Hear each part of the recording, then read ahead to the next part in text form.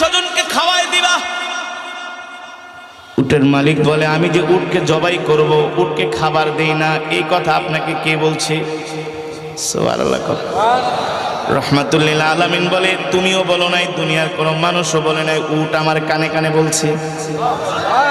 আরে উট আপনার কানে কানে বলছে, আপনি জানেন কিভাবে? বলে, আমি যদি না জানি তাহলে নবী হলাম কিভাবে?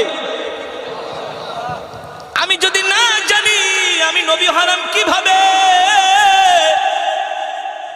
ওই উটের মালিক ছিল একজন ইহুদি, কুখ্যাত ইহুদি, যেই ইহুদিরা এখন ফিলিস্তিনে মুসলমানদেরকে মারতেছে, ঠিক কিনা বলেন?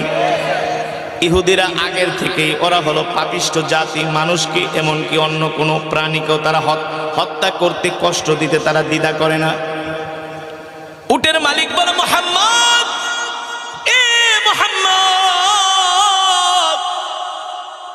আমি উটকে কষ্ট দেই, এই কথা আজ পর্যন্ত কোনো খ্রিস্টান পাদ্রীও তো বলতে পারে নাই, আমাদের ধর্মগুরুও বলতে পারে নাই। মুহাম্মদ, আপনি কিভাবে জানলেন আমি উটকে কষ্ট দেই, উটকে খাবার দেই না? আল্লাহর নবী রাহমাতুল্লিল আলামিন বলে, ইহুদি, আমি এই রাস্তা দিয়ে হেঁটে যাচ্ছিলাম, আর তোমার উট আমাকে দেখা সালাম দিছে, আসসালামু আলাইকা ইয়া রাসূলুল্লাহ। উট আমাকে দেখা সালাম দিয়া বলে, গো আল্লাহর নবী, আমি কিন্তু আপনাকে চিনতে ভুল করি না, আমি আপনাকে দেখে চিনে ফেলেছি, আপনি আমার নবী, আপনি আমাকে আমার মালিক থেকে ক্রয় করে আমাকে আজাদ করে দেন। আমার মালিক আমাকে কষ্ট দেয়, দুঃখ দেয়, যন্ত্রণা দেয়, আমি আমার মালিকের কাছে থাকতে চাই না।